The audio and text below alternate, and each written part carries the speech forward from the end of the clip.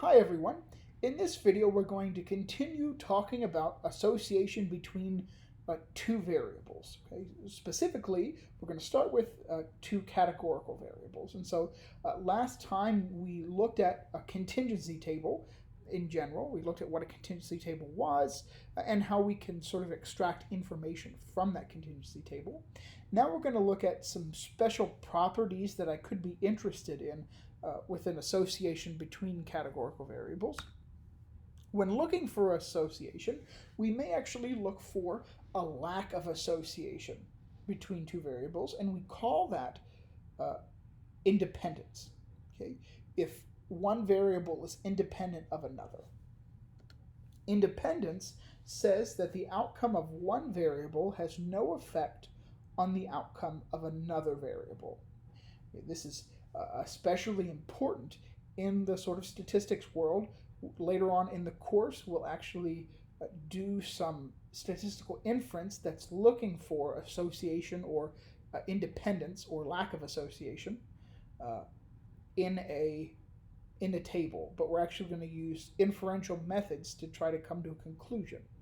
So independence is when the value of or the outcome of one variable has no effect on the outcome of another. Okay. So independence happens when the conditional proportions of the response variables are the same across the explanatory variable. So if I did a bunch of calculations across for in that contingency table, okay, across like both variables, and the conditional proportions are the same as across the explanatory variable, then I'm independent. So as an easier way to think about this, or independence in general, you can think of one variable being, so I'll give you an example of independence. If one variable is whether or not it's going to rain today, okay, yes or no, and the other variable is whether or not I ate Fruit Loops for breakfast, okay, those two variables are independent, okay, because what I eat for breakfast has absolutely no effect on the outcome of the weather. Okay, so those two are independent. When variables are associated, which is not independent, okay, when there is some association between them, there are many different methods of determining the strength of the association. Okay, so there are different sort of levels of association. To go back to the example that I've been using, smoking and lung cancer, people who are very interested in that, probably on the research side of trying to get people not to smoke, they hope that there's a strong association between smoking and lung cancer, whereas maybe the tobacco companies are probably realize that there is an association, but they hope that maybe there's some small association. There are different like metrics or different things that we can do to look at them. I could take the difference of proportions, proportion for one thing and proportion for the other, and then I could subtract them. That difference has some meaning, but there are also lots of different other formulas that I could use. One thing is called the risk ratio, another is called the odds ratio, and others. They're a bit more tricky, but you've probably seen them before if you ever watch sports or watch any sort of betting on races, so on and so forth. They use the odds ratio a lot.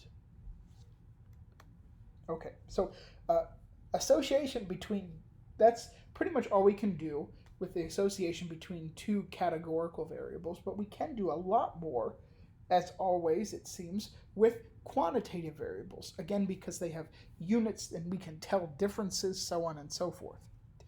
So when I have association between quantitative variables, I'm going to use a scatter plot, which is another thing that you've probably seen a lot of. Okay? A scatter plot looks like this, where each observation has a point on the xy plane, on the Cartesian coordinate system. Okay? You put them all together, and then you get a scattering of points, hence called the scatter plot. Okay? So usually what we're interested in is are two variables related? Because those are sort of the interesting questions that you come about when looking at data, okay, other than just creating summaries of it. We're looking for relationships and associations between variables.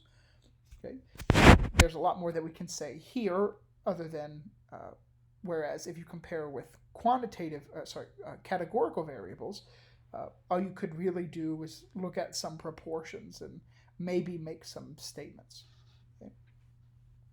So with quantitative variables, you can determine the direction of an association. So association means the same thing as it did before, but I can put a direction to association. So positive association happens when values of the explanatory variable increase as the values of the response variable increase.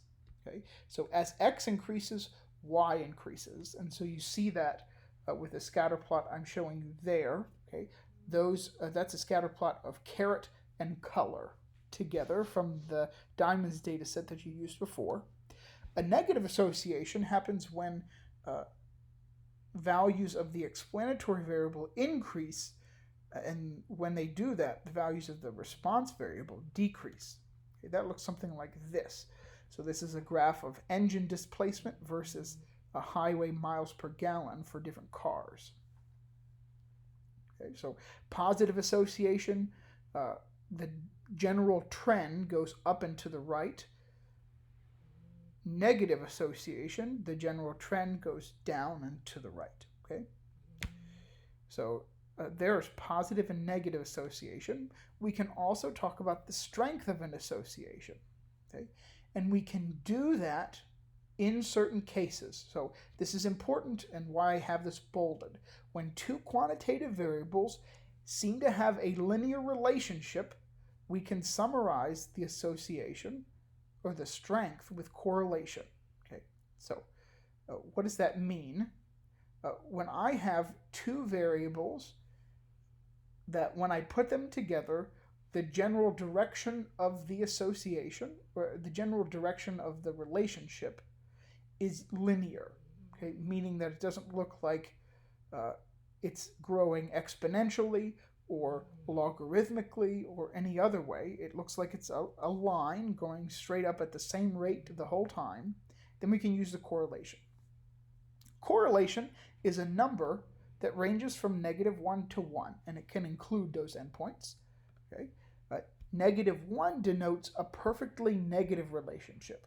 So if I plotted all of the points, okay, and they actually fell on a single line, okay, that's a perfect relationship. If it was going from top left to bottom right, then the correlation would be -1. Okay? 0 denotes no relationship between the variables. Okay, then we would say those variables are independent sort of each other. Okay, and then 1 denotes a perfectly positive relationship. If the points exactly fall on a line that go from bottom left to top right. And of course, there is a formula to make the correlation. Okay, it's called Pearson's correlation coefficient. Okay, so the official name that I'll talk about in just a second is called Pearson's correlation coefficient. Okay, we denote Pearson's correlation coefficient with a lowercase r. Okay, lowercase r, and here's the formula for calculating the correlation: 1 over n minus 1 times the sum of that product. Okay, where x is the x coordinate, y is the y coordinate. X bar and y bar are the means of each of them respectively. Okay, so x bar is the mean of all the x points, y bar is the mean of all the y points. Okay, and then s subscript x and s subscript y are the standard deviations for each group. Okay, So that happens if I took like I have a bunch of points, which are XY pairs. Okay, I split them up into two groups, and then I found the mean and the standard deviation of each group, and then did this. Okay, so what does that look like?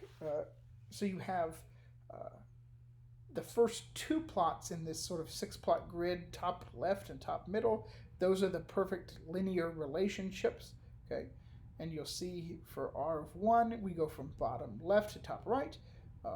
Middle top is top right to bottom. So top left to bottom right. My bad. Okay, so there are the perfect relationships, R of 1 and R of negative 1. Next is 0. Okay, 0 means that there's no general pattern upward or downward. It just looks like some random points all over the place. Okay, so that's no relationship between the two. And then you see on the bottom some varying relationships. So I have some strong positive ones in point 8, okay, a sort of medium positive one in point 4, and then a stronger negative one with negative 0.7. Okay? So the farther you get away from 0, the stronger the relationship is in either direction. Okay? And so to give you some practice, I have another Your Turn here, and so you can go to this website, guessthecorrelation.com. Okay? I can show you this in class as well after you do Your Turn, and I'll show you how much of a geek I am and that I can guess the correlation probably better than I should be able to. Okay, but this will give you a chance to play a game that helps you sort of understand how different correlations look and work. Okay, and that's the end of this video.